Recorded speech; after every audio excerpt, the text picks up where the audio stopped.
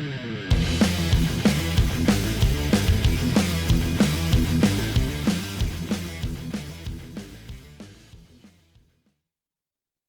afternoon, ladies and gentlemen, and welcome to the Schaftlein Report. As you can see, I am not Mark Schaftlein. He, as we are all a little jealous of, is on his trip through Europe Asia. He's in Asia, not Europe. And I am his favorite centrist, Tom Amenta, the author of The 20-Year War, and the person who will be guiding you through the news journey of the day. We start in Lithuania, where it seems to be the center of the Western world right now, because it is also where NATO is meeting to discuss go forward. And wow, they've been talking about a few things.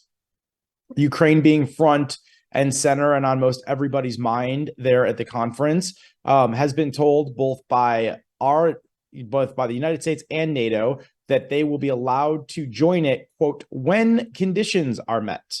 But the conditions and exactly how that's all going to work as of the time of this recording has been more than a little vague.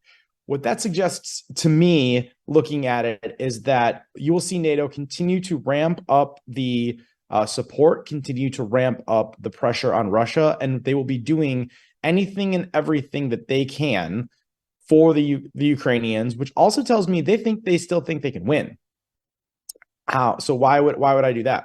Why would I say that? Because the second thing that was coming out of on the Ukrainian front was that NATO has publicly and forcibly committed to train Ukrainian pilots on the F-16. If we are willing to give them a fighter jet that could give them true air superiority in the region, defeating the Su-24s and the other fighter jet aircraft that so far have been highly effective for the Russians, along with their attack helicopter profiles, that is a huge, huge step. Zelensky's been asking for it now for months. There's been a huge reticence across most of NATO, with the exception of the countries that are on the most eastern front of Russia, the Latvias, the Polands, the Estonias, for example. But this seems to be a very strong signal that in a show of unity, NATO is going to give them the F-16s. It'll probably take 3 or 4 months to get the pilots trained, to get them into the airframes comfortable, to figure out where those airframes are coming from, and what countries are going to give them up first. But it does look like they're coming. This is also, if you're a huge Lockheed Martin fan, one more sign of just how excited NATO is about the F-35 and how much they are going to be continuing to adopt it, because the F-35 has been replacing a lot of the F-16s in these NATO countries as they try and get hardware more on the same page and more together. So the next gen fighter looks like that's coming in even more. It looks like the 16s are going to be going to the Ukraine.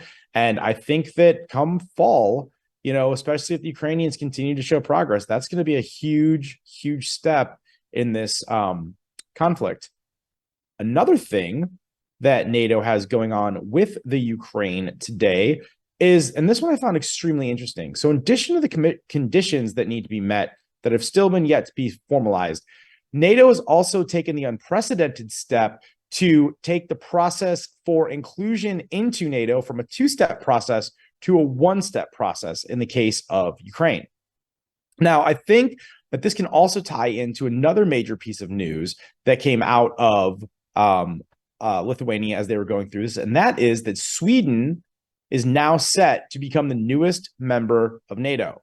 Turkey has dropped their concerns and their blocking of Sweden to come in, and said that they will support them now. We'll get to that story in a minute.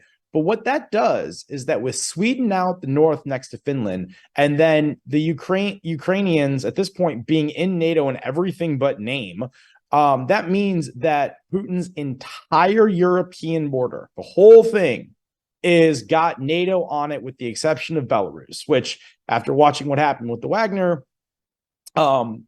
issue, I think it's pretty clear to see that that's more or less a puppet state for the Russians.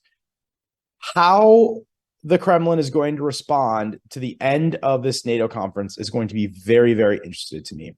They're already on thin ice. There's a lot of tension in Russia right now because of that aborted coup from the Wagner Group and Prigozhin. Incidentally, reports have come out that Putin met with Prigozhin after the failed coup and in Russia. That was reported by the AP. So it makes you wonder what is really going on and just how ingrained Prigozhin still is, because he's not in Belarus right now. That's been confirmed by the Belarusian president. And apparently he's meeting with Putin. So to see how Russia will try and project strength after these latest series of blows will be fascinating. Also with Sweden, now they are now in because the Turks initially blocked them on the measure that they were supporting the Kurdish, who Turkey sees as an insurgent group, and does not see them as a rightful claim to their territory. That has been dropped. Also, it looks like Turkey is going to get not inclusion into the European Union, which is what they're asking for, but at least a more favored trading status. And I think that you can now safely say that conversation has been opened up. So it's going to be very, very interesting to see how Turkey and the EU play into each other, and if that will become a thing, and how the NATO and the Ukrainian forces will join together, because both of these moves are really to combat Russian aggression on different levels, and both one economic, one military. So that is definitely something to be looking forward to and looking towards in the future. The final thing coming out of that area of the world is the United States is sending cluster munitions to the Ukraine. And whoa, are some people losing it.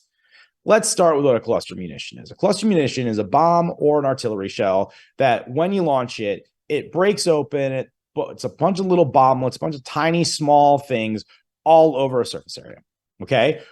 They are considered very dangerous because they are very shiny because they're in metal cases, and there are kids that are at risk of picking them up, or civilians, and blowing themselves up. A very fair thing to be concerned about. Let's be real. But as our friend Mark likes to say, as we're here on the Schaftlein Report, to cut through the propaganda, I find it fascinating that you're getting all of this hand-wringing and all of this, oh my gosh, not cluster munitions. No, we can't send those. Those are bad. Those are going to kill kids. Well, one, the cluster munitions that we are sending over to the Ukrainians have a failure rate of approximately 2.8%. So the ones that are like going to be inert and that are just lying on the ground for a kid to pick up that and think is a shiny ball and maybe blow themselves up, the risk is 2.8% against all of them. In comparison to the Russian cluster munitions that they have been using since the start of the conflict, that fail approximately 40% of the time. Okay, no weapon of war is safe. Let's be real. They're called weapons of war for a reason.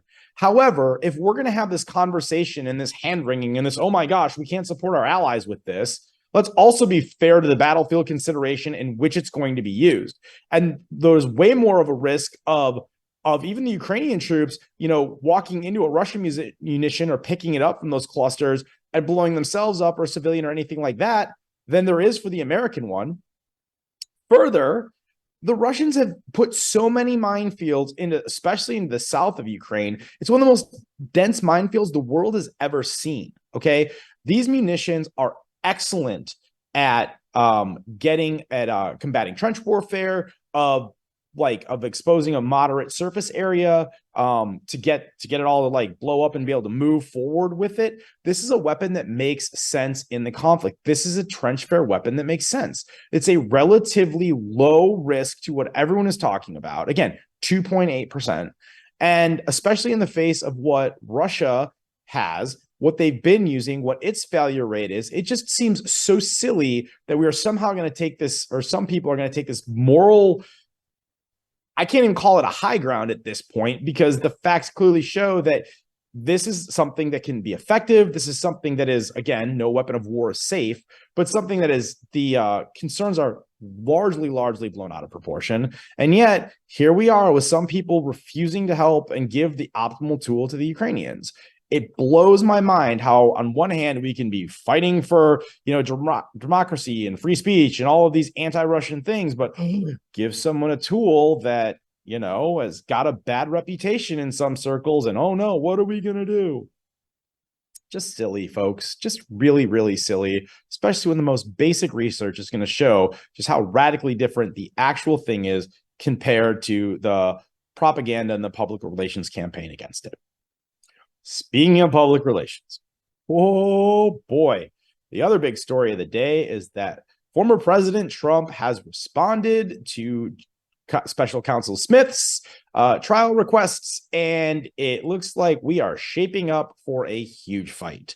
To start, it appears that the Trump team is aggressively trying to build a strategy and build a case that suggests that the trial should take place after the 2024 election, highlighting potential interference, saying that it's not going to be fair because he's running against the Biden administration that appointed the counsel. Never mind that special counsels historically have had a more level of discretion than typical Justice Department probes.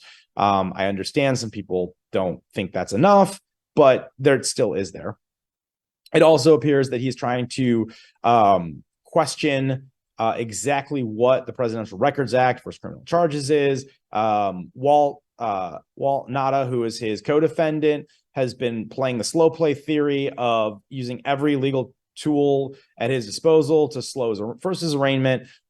Then his discovery by talking about a whole bunch of procedural legal stuff. The only reason I know anything is because I called a buddy of mine before the show and asked him, that was a lawyer, and he just said, I'll just basic kind of sleazy lawyer tricks, whatever, their quote, not mine. But the question is, okay, Donald Trump is probably going to win the nomination for the Republican Party presidential nomination. And we'll talk about that in a minute. So the question should become, should this get put on hold until after the election? Well, Politico and Ipsos, solid sources, if I do say, in a joint poll found that a clear majority of Americans, 62%, think that Trump should face trial on the classified documents case before the 2024 election. Interestingly, the number among Republicans was at 48%, plus or minus 3.5% margin of error on the poll. I find that fascinating that typically you see such a divide, you see such a sort of partisanship when it comes to the issue of Trump, when you come to this trial, when it comes to any of these things that are going on with him. Either you're super for it or you're super against it. So to see that right now, Republicans are solidly okay, or enough of a group that I think warrants attention, and this is not a clear partisan line for this, is something interesting to me, and something I think that we need to increasingly paying attention to as not only all of this goes on, but as this becomes a louder and louder drumbeat from the former president's team and his campaign for what he's supposed to do.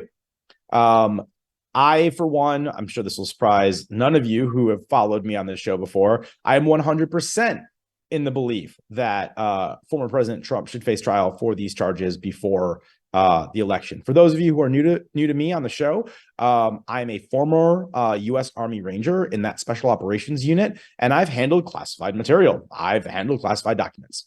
I also know what it takes to get a security clearance. I know what happens if you violate that security clearance. And as I have long said before, if it was almost anybody else but Donald J. Trump that through all of this that is alleged to have happened, anyone else in the United States walks out in handcuffs unless their last name is Biden. It is just what happens. This is the most secret. This is the most sensitive information in the United States. Okay. Last time I was on the show with Mark, we were talking about how it's come out that, it seems like on very good authority that the former president did, in fact, have a classified document that he's waving around to Mark Meadows' ghostwriting team. Okay. This isn't about the person for me. And I need to be very, very clear about that. Again, for someone who has the experience that I do with these things and have been around this and know what the consequences to the average Joe or, Josephine on the street for doing something like that, it's the action. Okay. Now, also, if you followed me on the show, you know that I am super team go after current President Biden for his mishandling of the classified documents. I don't think that you get a get out of jail free card just because you go up to the principal, go, oops, I screwed up the way he did, as opposed to the former president who's clearly playing a game of hide and seek with it. Okay.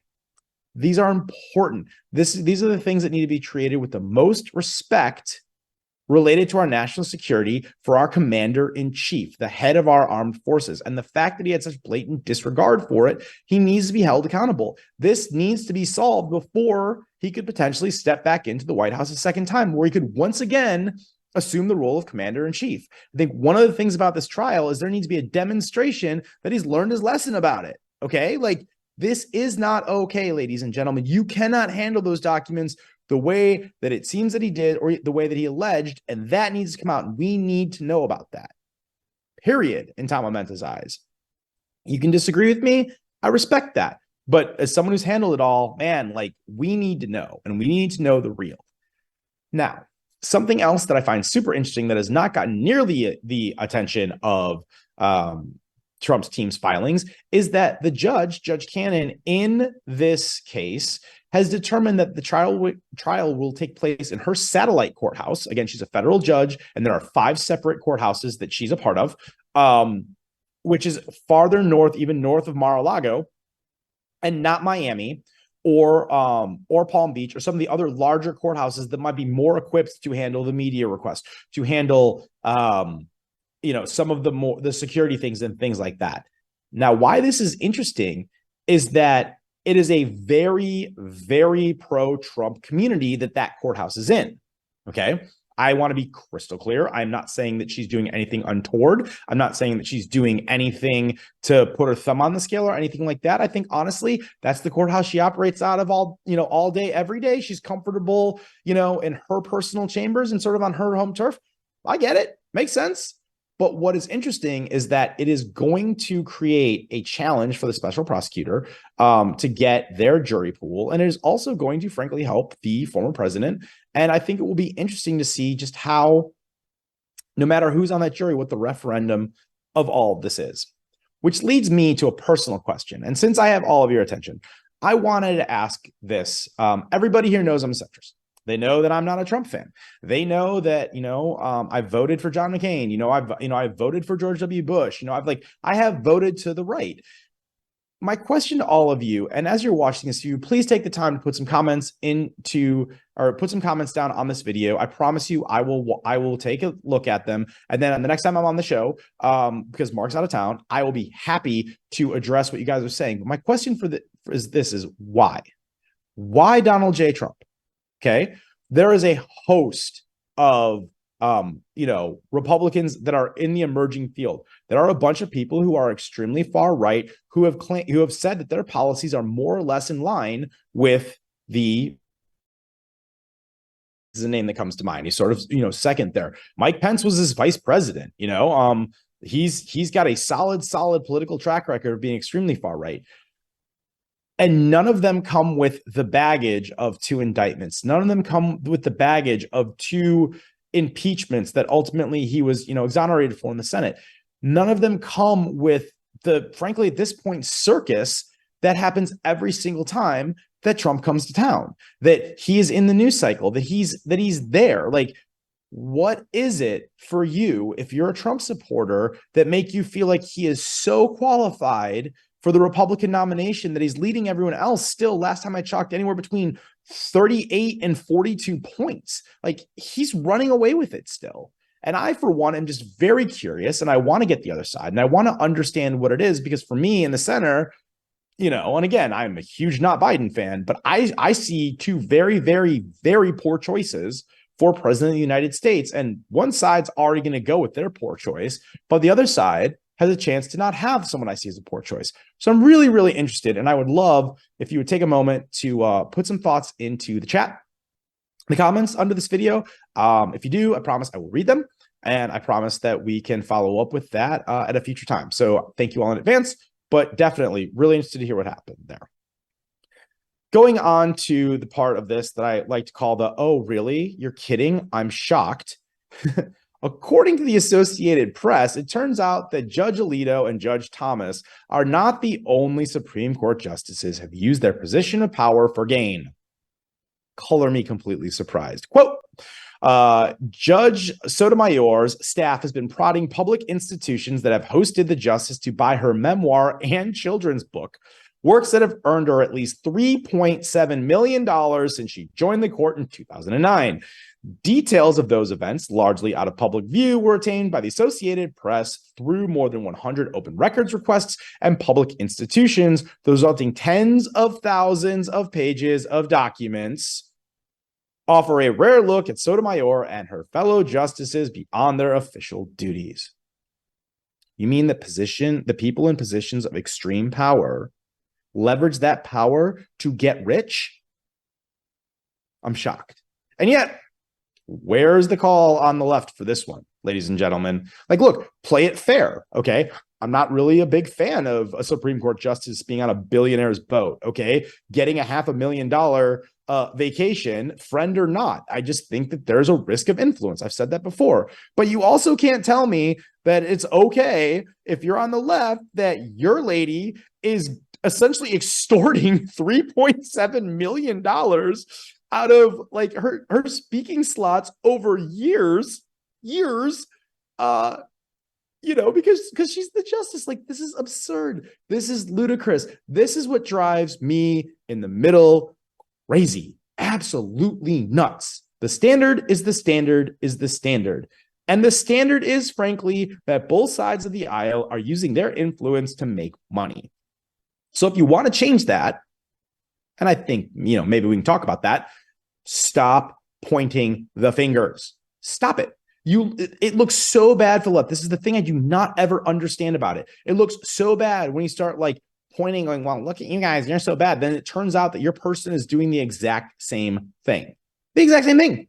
I bet it's not going to take a lot more to dig and find out that the other two justices are doing it. I know that one's relatively recent in the court, but I'm sure it's still going to happen. And you want to know what? If you dig around on Roberts, you dig around on, Gorsuch, you dig around on, Kavanaugh, I'm sure you'll find something there too. That's human nature. And as much as we can have an adult conversation about what, guards should be put in place to combat human nature, what are the guardrails for something like this? That's a conversation that should be bipartisan, but that's not what's happening right now. And I can't stand it. And I really wish we could just get over this, especially the left. Stop pointing fingers and screaming when you know that everyone in your world is just as dirty. So the final story that I want to leave you with that I'm really interested in, and something that is someone who was a first wave of social media adopter and user all the way back in 2008 when I owned my own lifestyle apparel company, is this new Threads versus Twitter thing. Now, as much as I genuinely really do want to see Mark Zuckerberg and Elon Musk fight each other, I know it'll be bad from a combat sport perspective. I really want to see them hit each other because it'll just amuse me.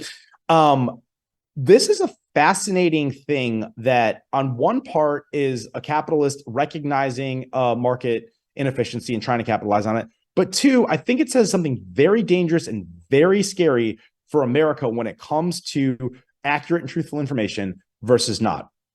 So over the past 2 days, since Threads was released, Twitter has been down 5% with its net traffic, and it's continuing to go down. Threads is clearly taking Twitter's market share. Okay. Say what you want about Twitter, what you don't like about Twitter, whether you like Elon, whether you don't, it doesn't matter. The fact is that this is having a material effect. Further, Threads is already over 100 million subscribers already, and Twitter's user base was roughly 250 million.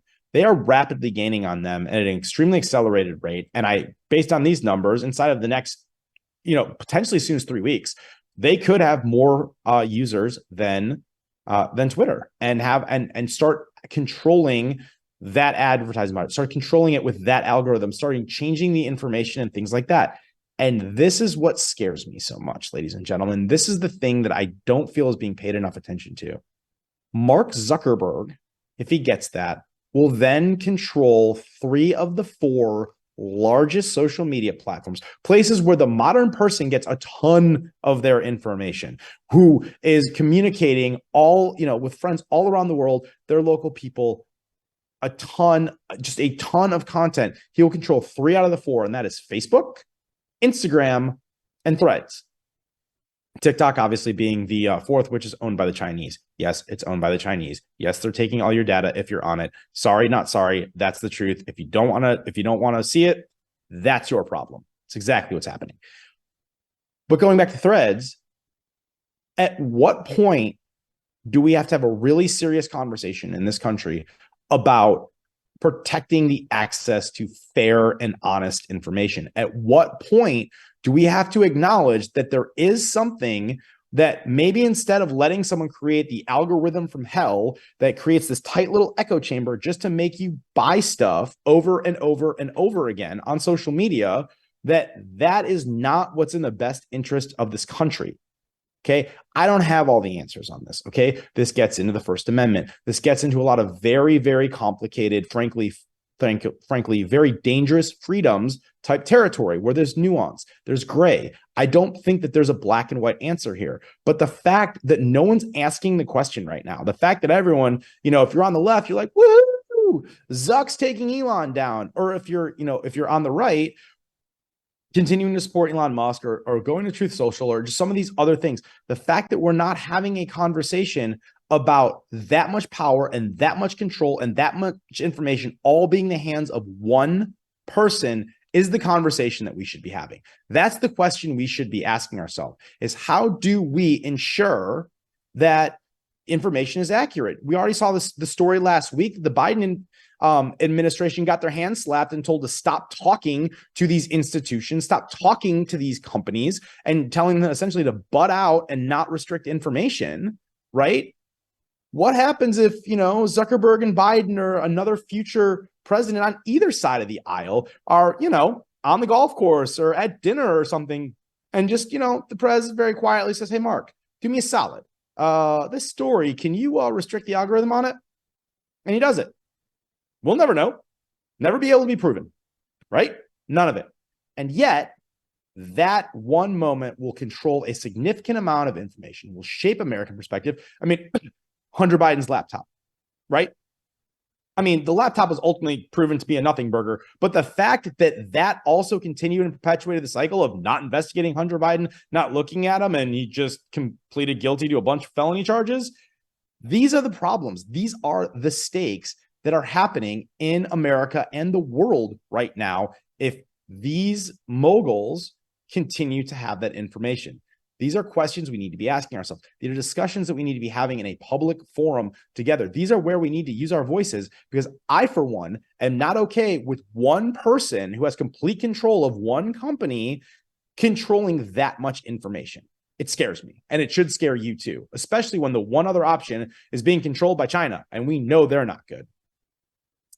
Well, ladies and gentlemen, I feel like I have rambled on enough. Hopefully I've cut through enough propaganda. Again, please, for you Trump supporters, help me out. Throw me a comment. Let me know how it is that, especially in this field right now, you feel so strongly for him. Please understand that there's no judgment. There is no drama. I'm just very interested and would love to hear what you have to say. It'll be interesting to see how the rest of NATO plays out over the next couple of days. Thank you so much for watching the Schaftlein Report. I'm Tom Amenta, filling in for Mark, and we hope to see you soon.